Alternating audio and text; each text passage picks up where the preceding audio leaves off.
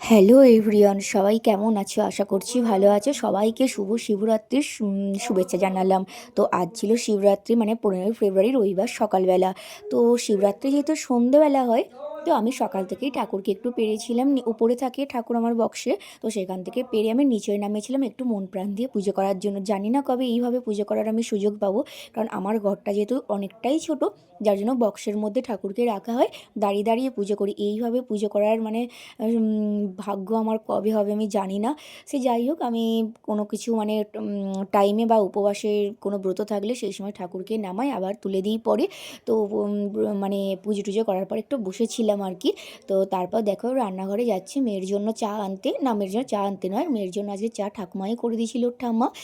তো আমি গেছিলাম রান্নাঘরে রান্নাবান্না করতে আর কি। উপবাস থাকলে তো শুধু হবে না, আদার্স যারা আছে তাদের জন্য তো রান্নাবান্না করতেই হবে।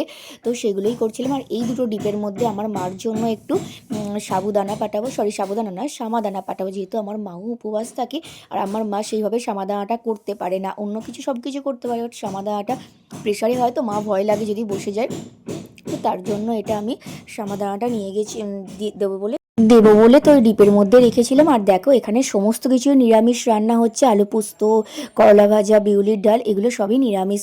আর এই সব রান্না বান্না হয়ে যাওয়ার পর আমি এবার ছাদে যাব, যেহেতু কাকিমাও মানে জামা কাপড়গুলো সব মানে কেচে দিয়ে গেছে, এগুলো সব শুকোতে দেবো। তো সেই জন্যই ছাদে এসেছিলাম। তো এরপর মানে শুকোনোর পর আজকে তো শিবরাত্রি, মানে মন প্রাণ দিয়ে ভগবানের পুজো করতে হবে আর কি। মনের মধ্যে কোনো রাগ, হিংসা, অহংকার এইসব আনলে হবে না। তো বলতে বলতেই মার জন্য একটা পার্সেল অর্ডার করেছিলাম, সেটার ব্লাউজ, মানে আমার শাশুড়ি মার জন্য। তো দেখলাম পার্সেলটা খুব একটা ভালো আসেনি, যাই হোক ওটা রিটার্ন যাবে। আর এখানে দেখো বেলপাতাগুলো আমি কিনতে দিয়েছিলাম, আমার ভাজি কিনে এনেছিল, বাট ও কিনতে পারেনি। খুবই শুকনো শুকনো বেলপাতা কিনেছিল, ফালতু 20 টাকাটা লস গেল। তো এইটা ছিল কিন্তু দুপুর 12টার সময়। তো রান্নাবান্না হয়ে যাওয়ার পর না আমি একটু জব টপ করছিলাম আর কি। তো তারপর এই শাড়িটাই পরেছিলাম, পরে একটু সাজাতে ঘোরাঘুরি করছিলাম, যেহেতু দুপুরবেলা শুতে নেই, আবার সন্ধে হলেই আর একবার চান করব সন্ধ্যার আগে। তো স্নান টান করে আবার ঠাকুরের পূজা করবো। আর আমার মেয়ে দেখো এখানে কি করছে, আমার মায়ের এই শাড়িটা, তো শাড়িটা পরে অনেকক্ষণ ধরে খেলা করছে, আচার করছে, ওকে বারণ করছে, ও মোটেই শুনছে না। মানে যা তা একটা কাণ্ড করছে। আর এখানেও এগুলো লিখে রেখেছিল আর কি ওর বাবাকে আনার জন্য, ওগুলো ওর স্কুলের জন্য লাগবে। তো সন্ধ্যে হয়ে গেলে দেখো আমার স্নানও হয়ে গেছে, পুজোর সমস্ত কিছু আমি রেডি করে নিয়েছি। এবার সন্ধ্যাবেলার পুজো আরম্ভ হবে। পুজো মানে করতে গেলে এবার তো একটু সাজুগুজু করে নিয়েছিলাম আর কি। তো এবার আমি পুজোতে বসবো। তো পুজোটা কিন্তু তোমাদেরকে দেখাতে পারবো না, কেননা পুজোটা দেখিয়ে দেওয়ার মতো কেউ নেই, মানে ভিডিওটা করে দেওয়ার মতো কেউ নেই। আমার হাজব্যান্ডও যেহেতু নিয়েও মায়াপুরে আছে, আর আমার মেয়েও কিন্তু প্রাইভেট গেছে। আর পুজোটা কি করে করছি সেই সময় দেখাতে না আমার ভালো লাগে না, কেননা দেখালে না পুজোর প্রতি একটা মন থাকে না। এটা ভিডিও কর, ওটা ভিডিও করলে না পুজোর একটা মন প্রাণ দিয়ে পুজো হয় না। তো আমি দেখালাম না, দেখানোর চেষ্টা করলাম না। তো পুজো হয়ে যাওয়ার পর একটু দেখালাম। তো দেখি না, দেখতে করতে করতেই না আমার হাজব্যান্ড এসে যায়। তো ওকে বললাম যে একটুখানি আমায় দেখিয়ে দাও। তো ও আমার ভিডিওটা একটুখানি করে দিয়েছিল। দেখো এখানে একটু তাড়াতাড়ি করছিলাম, সন্ধ্যার পর 6টার পর কিন্তু পুজোতে বসেছিলাম। তারপর আবার আমাদের ওখানে যেতে হবে পুজো দিতে। তো আমি যেহেতু পুজো হয়ে গেছে, ভগবানকে প্রসাদ দেওয়া হয়ে গেছে, তো আমার ভগবান প্রতিদেবকে তো একটু মিষ্টি খাইয়ে দিলাম, একটু প্রণামও করেছিলাম। তো সেগুলো বেশি আর দেখানোর দরকার নেই। তো দেখো এই হলো আমার আজকে পুজোর ডালি আর কি, এগুলো নিয়েই যাচ্ছে আমাদের ওখানে পুজো দিতে। তো যাবে কিন্তু আমাদের একটা ননদ আছে, এটা মানে ননদ হয়, খুড়তুতো ননদ আর কি, সোনু। তো ও যাবে, আর কানুদার বউ আছে, মানে আমারই যা হয় আর কি। তো টুকু টুকু আমরা তিনজনে একসাথেই গেছিলাম আর কি। দেখো বলতে বলতে পৌঁছেও গেছি আমাদের শিবের মন্দিরে। আর প্রথম কথা কি, আমি এখান থেকেই কিন্তু আমার প্রথম ব্রত সমস্ত কিছু আরম্ভ করেছিলাম, যার জন্য বছরে একটা শুক্লপক্ষ বা শ্রাবণ মাসের একটা সোমবার হলেও আমি এখানে পুজো দিতে আসি। আর এখানে আসে শিবরাত্রির সময় জল ঢালতে, যেহেতু এখানে জল ঢালতে দেয়। আর আমাদের ওখানে কিন্তু শিবের মাথায় জল ঢালতে দেয় না, যার জন্য ওখানে আর যাই না। ওখানে যাই যেমন কালকেও তো সোমবার যেহেতু থাকছে, তো কাল সকালবেলা আমাদের ওখানে পুজো দেবো। আর এটা ছিল কিন্তু আমার ভাই বলেছিল আমার ভিডিওটা একটু করে দে, আমি ওরও একটা ইউটিউব চ্যানেল যেহেতু আছে, তো ছাড়বে। তো সেটাই আমি ওর ভিডিওটা করে দিয়েছিলাম। তো এটা তো ভিডিওটা অ্যাড হয়ে গেছে। তো ও কিন্তু একটা খুব সুন্দর বাবার জন্য মালা করে এনেছিল, বেলপাতা পেয়েছিল আর কি। কিন্তু আমি কিন্তু বেলপাতা পাইনি। অনেক দিন আগে আমার পাড়েরই একটা বাচ্চা আমাকে বেলপাতা এনেছিল, প্রায় সরস্বতী পুজোর 1 সপ্তাহ আগে। তো সেই বেলপাতাগুলোই কিন্তু আমি ধুয়ে ফ্রিজের মধ্যে রেখে দিয়েছিলাম। তো দেখলাম ওগুলো খুব ভালো রয়েছে, তো ওগুলো দিয়ে আমি পুজো করেছিলাম। আর বললাম না, আমার ভাজকে কিনতে দিয়েছিলাম, কিন্তু ওর এইসব সম্বন্ধে খুব একটা যেহেতু নলেজ নেই, তো ও কিনতে পারেনি। শুকনো শুকনো কিনে নিয়েছিল, আর 20টা পাতার 20 টাকা দাম নিয়েছিল, মানে এক একটা পিস 1 টাকা করে। ফালতু আমার টাকাটা মানে লস গেল 20 টাকাটা। তো আকন্দ ফুলের মালাগুলো কিন্তু ভালোই ছিল, আর আকন্দ ফুলের মালাগুলো দাম ছিল, আরামবাগ থেকে নিয়েছিলাম এক একটা পিস 20 টাকা, বাট 25 টাকারও ছিল, 25 টাকারগুলো আরও বড়, কিন্তু আমার বড় দরকার নেই, বা বললাম ওটাই এনে দে, তো ও আকন্দ ফুলের মালাও এনে দিয়েছিল। তো দেখো আমরা পুজোর মন্দিরের ভেতর বসেছি, তো পুজো করছে বাউন ঠাকুর, মানে বাউন দাদু হয় কি, ওটা কিন্তু আমার বাপের বাড়ির পাশেই বাড়ি এই দাদু।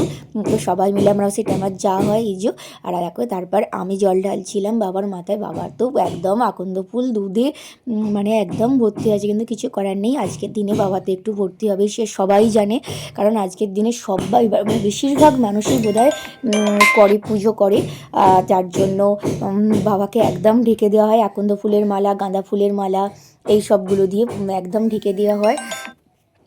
তো তারপর দেখো আমারও বিভিন্ন স্লো মোশন ভিডিও ছিল, আর এগুলো সব অ্যাড হয়ে আছে, তো অ্যাড যখন হয়েছে দেখতেই থাকো, ভালোই লাগবে আশা করছি, কারণ শিবরাত্রি বলে কথা, শিবের মাথায় কীভাবে জল ঢাললাম, বাবাকে কীভাবে কি মানে প্রসাদ দিলাম বা পুজো অর্চনা করলাম, সেগুলো তো তোমরা সবই দেখতে পাবে। তো সেগুলোই ছিল কিন্তু আজকের এগুলো, মানে আজকে আমার পুজো অর্চনা আর কি।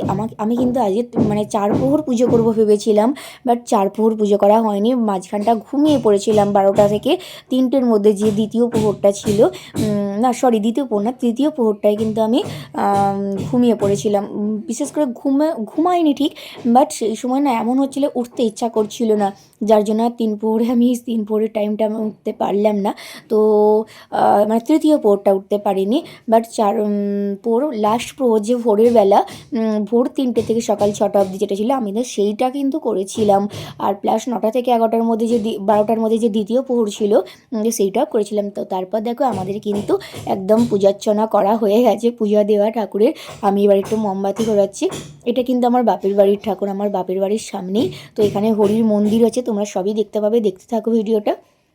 তো দেখো আমি এই মোমবাতিটা নিয়ে একটু এদিক ওদিক করছিলাম, তো এই ভিডিওটা একটু ঘুরে গেছে, কারণ না ভিডিওটা করাটাই ভুল হয়েছে, যে মানে যে করে দিয়েছে ভিডিওটা সে একটু ভুল ভালো করে দিয়েছে, বাট কিছু করার নেই, একটু তোমরা কষ্ট করে দেখে নিও, যদি দেখার ইচ্ছা হয় দেখতে থাকো। তো দেখো সামনেই কিন্তু নন্দী মহারাজ, আর আমি কিন্তু আজকে নন্দী মহারাজের জন্য একটু আলাদা মালসাই করে ফল নিয়ে গেছিলাম, মানে কলা ছিল, আর একটা আপেল ছিল, আর একটা মিষ্টি ছিল, বেলপাতা ছিল, ওটা কিন্তু নন্দী মহারাজের জন্য দিয়েছিলাম আমি। হঠাৎ করেই ফোনে দেখলাম সেটাও না, এটা আগে থেকেই জানি যে নন্দী মহারাজকে কিন্তু আগে প্রণাম করে, তার কাছে আগে প্রার্থনা করে তারপর মহাদেবের কাছে যেতে, তো তার জন্য কিন্তু আমি নন্দী মহারাজকে মালসার মধ্যে তার একটু পুজোর প্রসাদ নিয়ে গেছিলাম, তাকে প্রণাম করলাম, কানে কানে একটু প্রার্থনা জানালাম, তারপর বসেছিলাম পুজোর জন্য, তারপর পুজো দিয়েছিলাম। তো যাই হোক দেখো, তারপর আমাদের তো পূজা অর্চনা এখন হয়েই গেছে, পূজা দেওয়া, এটা ছিল আমার বাপের বাড়ির হরির মন্দির পাশেই, মানে হরিবাসর এখানেই হয়, তো এখানে একটু বাতি জ্বালাচ্ছিলাম আর কি। এসেছি যখন, এখানে সমস্ত যা আমাদের মানে এখানটাতে অনেকগুলোই মন্দির আছে, অনেক সব মানে সব পুজো টুজো হয় আর কি, তো তার জন্য সমস্ত 4-5টা প্রায় মোমবাতি নিয়ে গেছিলাম, মানে পূজার্চনা মানে সরি পূজার্চনা না, বাতিটা দেওয়ার জন্য। সব জায়গায় তো বাতি দেওয়া কমপ্লিট হয়ে গেছে, তো আমরা এবার কিন্তু বাড়ির পথে মানে বাড়ির দিকে রওনা হচ্ছি। তো আবার কবে আসবে এই দিনটা আবার জানি না, আবার একটা বছরের অপেক্ষা। তো তারপর দেখো ঘরে এসে খানিকক্ষণ একটা কলা খেয়েছিলাম আমি, কলাটা খাওয়ার পর ভাবলাম যখন 9টা বেজেই গেছে তখন দ্বিতীয় প্রহরের পুজোটা করে নিই। তো তখন কিন্তু আমি দ্বিতীয় প্রহরের পুজো করার পরে এই শাকালুগুলো কিন্তু আমি খাচ্ছিলাম, দেখো এই শাকালুগুলো না খুব মিষ্টি ছিল, আর আমি কিন্তু আগে শুধু শাকালু খেয়েছিলাম, মানে সন্ধ্যের পর রাতের পর দ্বিতীয় প্রহরের পুজোটা করার পর শাকালুগুলো খেলাম, আর শাকালুগুলো খুব মিষ্টি ছিল, রসালো। অন্য ফল খেয়ে যদি অ্যাসিডিটি হয়ে যায় তার জন্য খাইনি। আর আমি কিন্তু রাত্রিবেলা মানে এই জায়গাটায় শুয়েছিলাম, আর এই কাপড়টা পরেই শুয়েছিলাম, বিছানায় শুইনি। আমার হাজব্যান্ড তো ওপরেই শুয়েছিল, আমার মেয়ে আর আমি নিচেও শুয়েছিলাম, আমার মেয়েকে বলেছিলাম ওপরে শো, ও বলে কিনা তোমার কাছে শোবো, তাই আমি এটাতে শুয়েছিলাম। একটা কাঁচা বিছানার চাদর ছিল, মানে বেড কভার, সেটাই গায়ে দিয়ে শুয়েছিলাম, যেহেতু ঠান্ডাটা কমেনি, এখনও ভালোই ঠান্ডা আছে। তো এটা কিন্তু ছিল ভোর 6টার মধ্যে, যে চতুর্থ প্রহরের পুজোটা, আমি কিন্তু সেটাই করেছিলাম, আর এই জায়গাটায় শুয়েছিলাম বলে কাপড়টা চেঞ্জ করে নিই। দেখো মুখটা ফুলে গেছে, তোমরা নিশ্চয়ই বুঝতে পারবে। সো আজকের ভিডিওটা এতখানি, তোমাদের কেমন লাগলো অবশ্যই জানিও। টাটা বাই বাই, ভগবান শিবের আশীর্বাদ তোমাদের সকলের ওপর থাকুক।